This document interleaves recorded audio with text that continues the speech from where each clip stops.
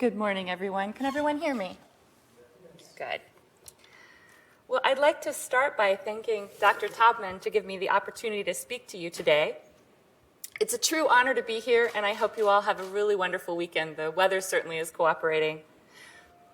I'm going to begin with a few slides, and I know that goes a little against the TED Talk phenomenon, but I think you'll find these helpful. As I talk a little bit about going global, I'm going to start where a lot of academic presentations start today. I'm going to start with my disclosures. And for the purposes of this brief talk today about going global, probably the most important thing you need to know is that I'm quite biased in my evaluation of work that occurs in far-flung places. And probably that's because much of my work occurs off the beaten track, as has already been referred to. In 1992, as a medical student, motivated purely by curiosity, I decided that I wanted to do an extended elective in an international setting, preferably somewhere remote, and so I planned to hoard my vacation time and hoard my elective time and take this extended rotation. This was not an era in which that occurred. Today you would see lots of students doing such things, but this was the early 90s. Students didn't do this routinely. And I actually found trying to do this was much more challenging than I expected. Over the course of my second and third years of medical school, I wrote at least 40 letters to various places that I wanted to do a rotation. And when I say letters, I mean snail mail. If you can remember snail mail, this was when email didn't happen quite so easily. And I had a problem in that I only received 2 responses out of all of these letters, and they most definitely said, please don't come. So I wasn't very welcome.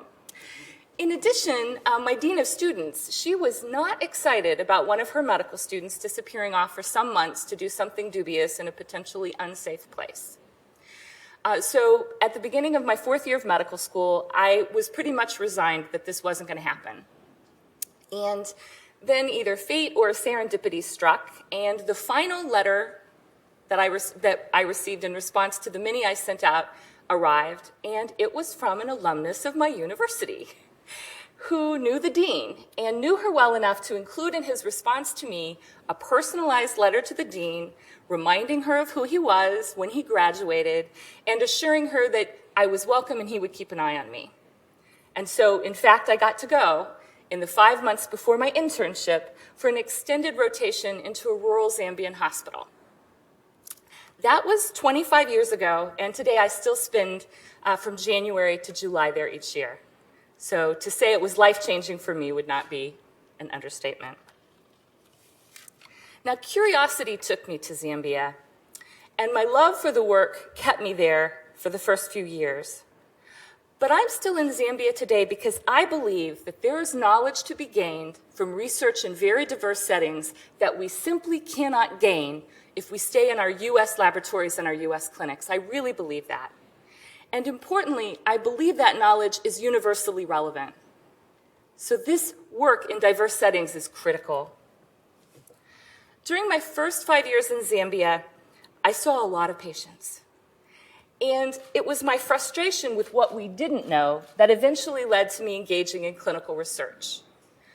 Clinical research that was originally very observational, very simple descriptive stuff, looking at risk factors and the epidemiology of seizures and epilepsy in these settings, in this rural African setting. That then expanded to involve looking at the medical and social morbidities of seizures and epilepsy in this environment. And as our observational work evolved, it soon became clear, soon being 15 years, it soon became clear that we actually knew enough to do something.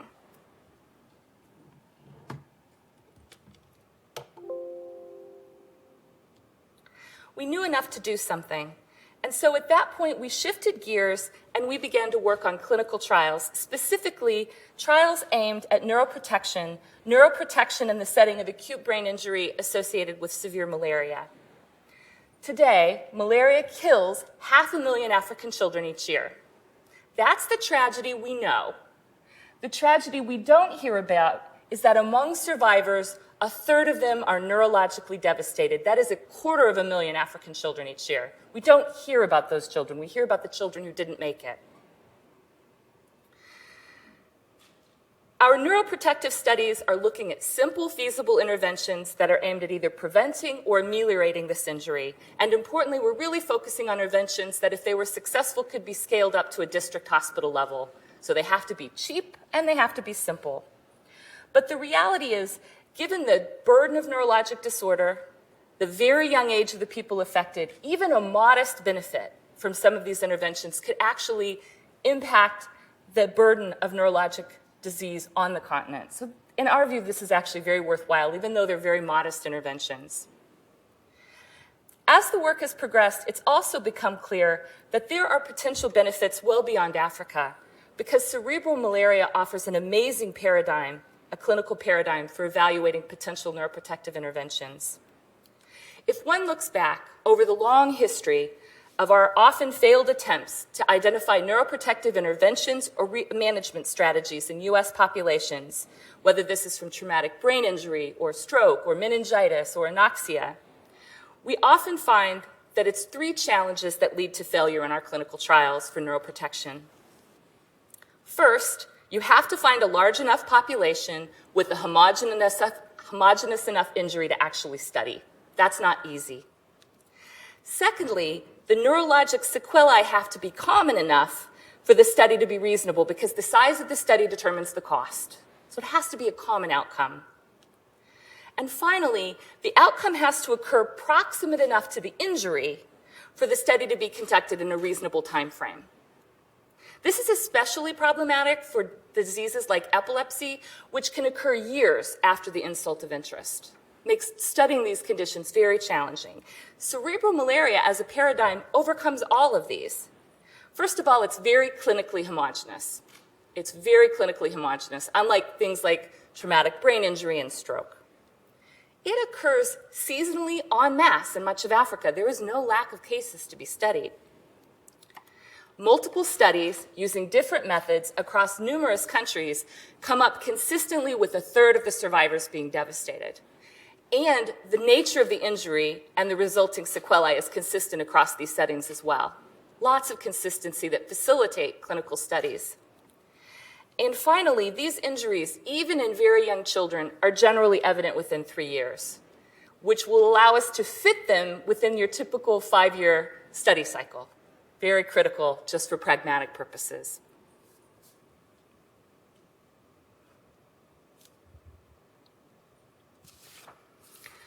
So our work today, which involves prophylactic aggressive fever management for neuroprotection and CNS malaria, may offer insights for better management of brain injuries and infections in U.S. settings, and may help inform the design of better neuroprotective clinical trials here.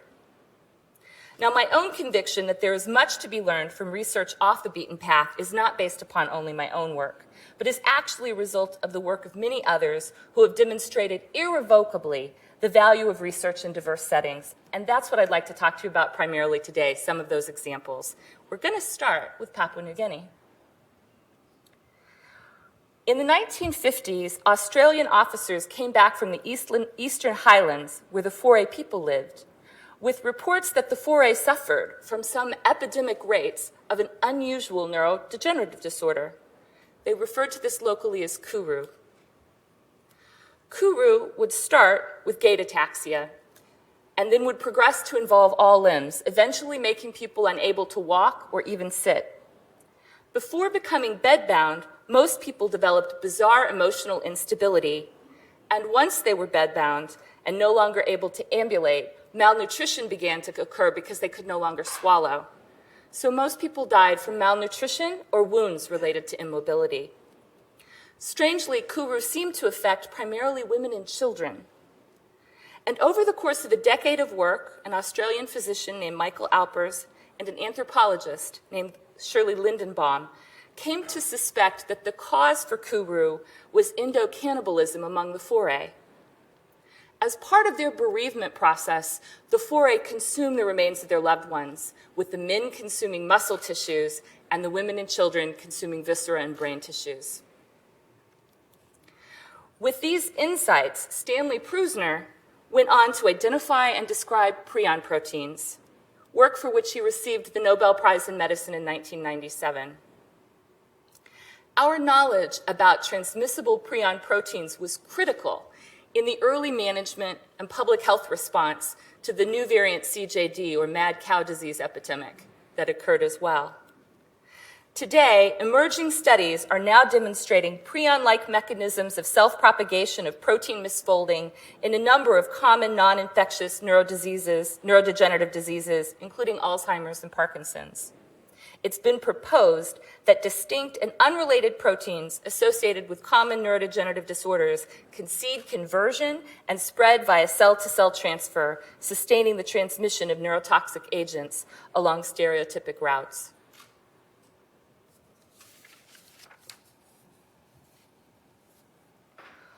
Alzheimer's disease is a scourge of our modern, graying society.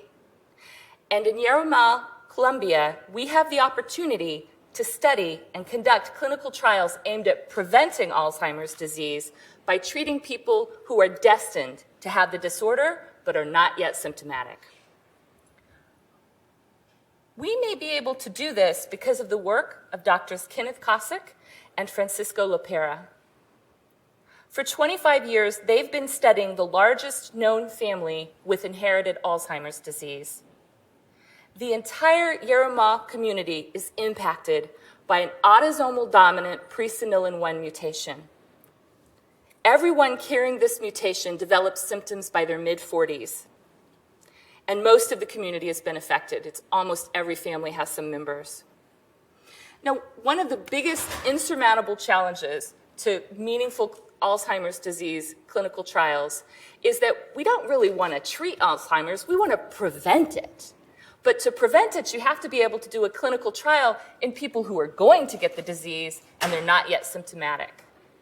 Huge efforts, heroic efforts have gone on to try to identify pre-symptomatic individuals who will go on to develop Alzheimer's, so we have a study population to work with, and frankly, we aren't there. They have not been that successful. It's a major barrier to studying prevention as opposed to treatment. And yet, in the Yarumal community, it's possible, and early clinical trials are now underway. That may be incredibly important to our society.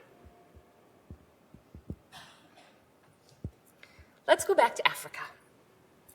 This time to Central Africa to talk about Konzo.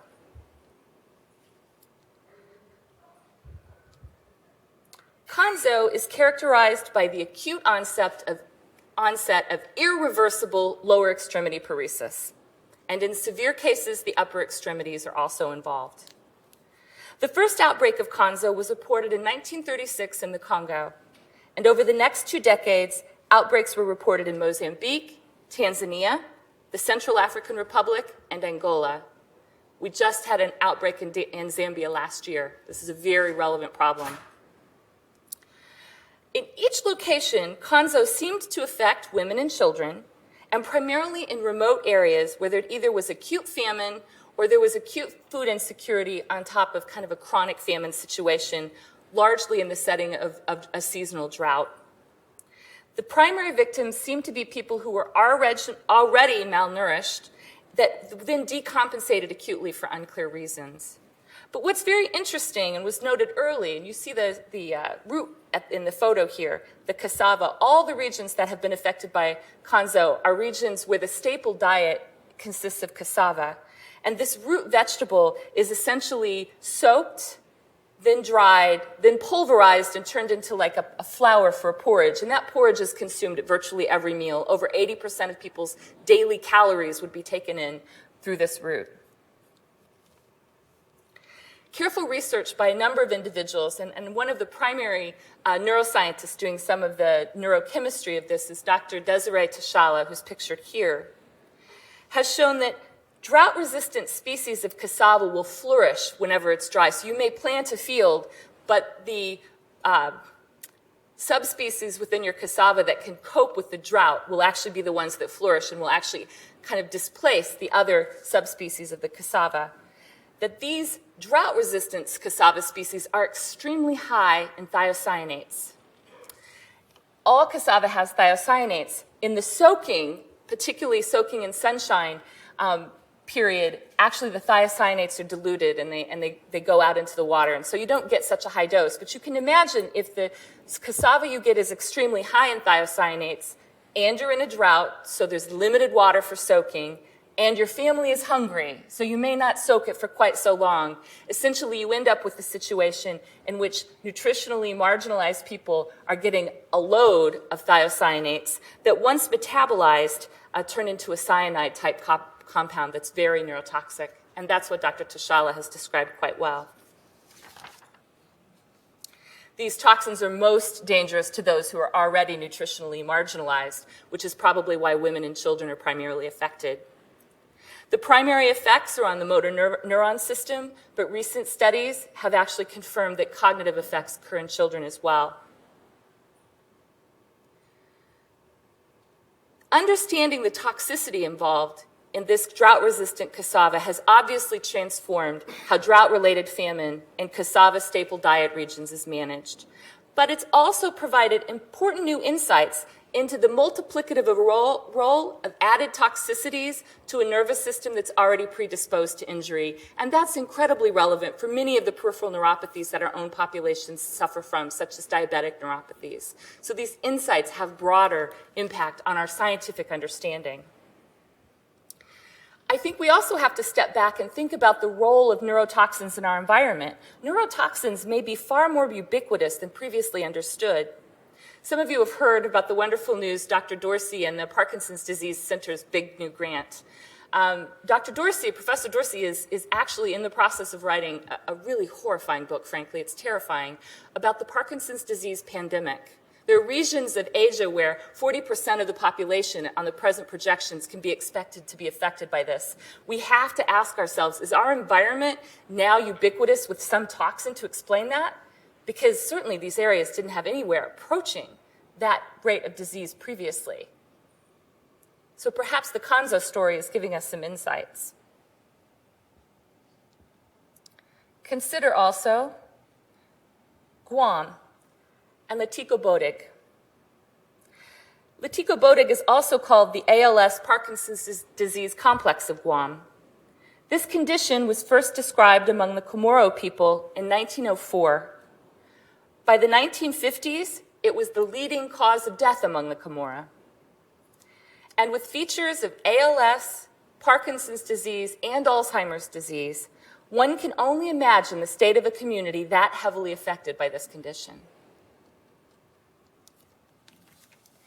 Initially, it was thought to be a genetic condition.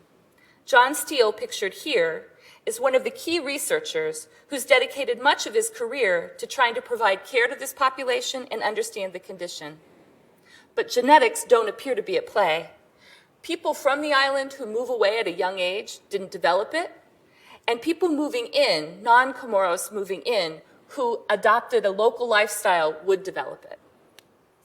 Today, the cause remains something of a mystery, but there's great interest in determining the cause or causes of this complex because pathologically this condition shares several features with some of the more common tauopathies found throughout the world. With modernization, the disease has waned substantially. John Steele and Oliver Sacks, who some of you may be familiar with, both favored the hypothesis that the underlying cause is related to a neurotoxin contained in the cycad plant, the seeds of which are eaten by the flying foxes, which constitute a common part of the diet of the Comoro people. We don't know for sure, but what we do know is that conditions such as Letico-Bodig are unfortunately not a relic of the past. I take you now to northern Uganda and southern Sudan to talk about nodding syndrome. Nodding syndrome is an epidemic epileptic encephalopathy of African children. From 1990 to 2012, over 3,000 children, primarily in South Sudan and northern Uganda, succumbed to nodding syndrome. The earliest symptoms are a nodding phenomenon that occurs when these children are trying to eat the local maize-based porridge that constitutes much of their diet. We now know these nodding events are electrodecremental seizures. Over weeks to months, previously healthy children go on to develop intractable generalized tonic-clonic seizures, and subtle cognitive deficits progress to profound intellectual impairment. Seizures are often refractory to treatment, and malnutrition is a common fatal consequence because when the children try to eat, they seize. Nodding syndrome is not an emerging condition. Outbreaks have been reported as early as the 1900s from Uganda.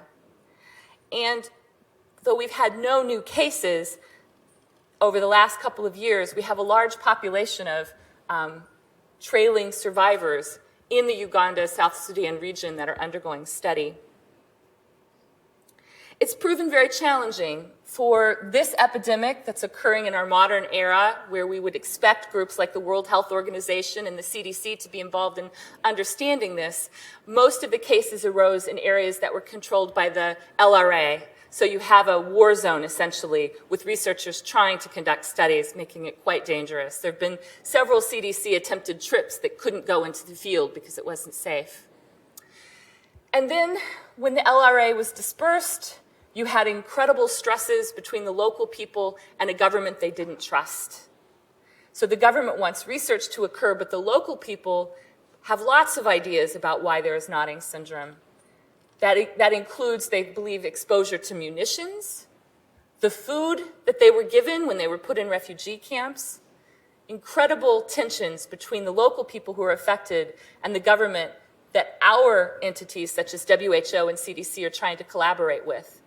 That has led to egregious delays in the publication of results from studies that have been conducted. We are seeing as late as 2016 data that was collected 10 years prior and is just being disseminated because of disagreements about its publication and whether those publications might lead to conclusions about the role the government might have played or the role agencies that were out to support, supposedly supporting refugees, may have played. Very complex socially and medically to try to disseminate this information. From a neurologist's perspective, this is the only primary generalized epilepsy we've ever known to be an acute symptomatic epilepsy. There must be a great deal to be learned, and yet studying it in these environments is not trivial. As I said, no new cases have been described in the last couple of years. Recent work led by the US NIH has suggested that it may be an immune-mediated phenomenon related to exposure to Onchocerca volvulus, which is the parasite known to cause river blindness. But I think it's fair to say that the jury is still out on whether that's actually an adequate explanation. The jury is still out, at least until nodding syndrome strikes again. We can expect that. If you look historically, there have been outbursts every 30 to 50 years, and they've occurred all over the continent. So we live in a shrinking global village where the condition of our fellow humans are more relevant than ever before. Understanding diseases in places you might not live, places you might not even want to visit, may actually offer critical insights that inform and direct the healthcare for all of us. So I hope going forward we have an agenda nationally and globally that will support research in these places. And as I said, I'm not unbiased in that regard. Thank you.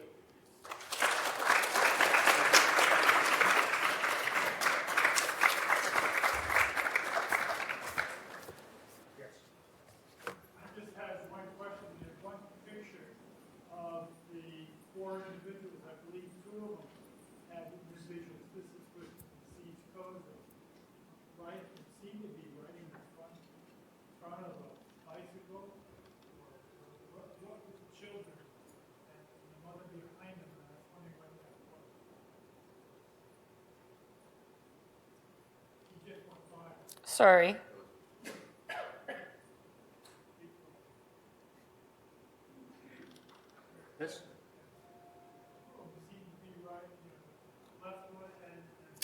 That's actually the posture that the legs take on in this paraparesis.